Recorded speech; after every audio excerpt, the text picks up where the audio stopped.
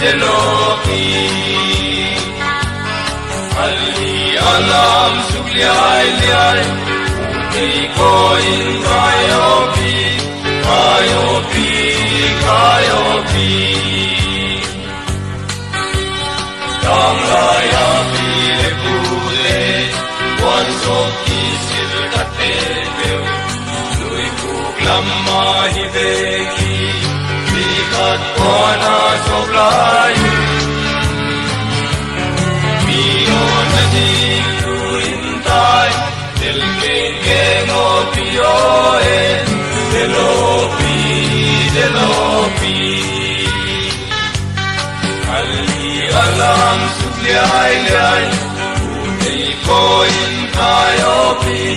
Kayopi, kayopi Now come peki silain Api rumpuan sopan Adi laukarin duin Ani kana tay mahima Nio danik tuin try Del kengo pioe Delopi, Delopi Ali alam sugliai liai Utei koin kayopi Kayopi, kayopi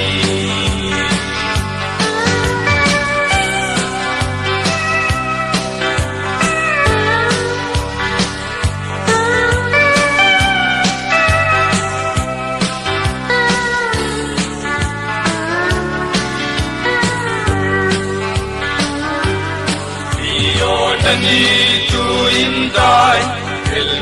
kengo pioe Delopi, Delopi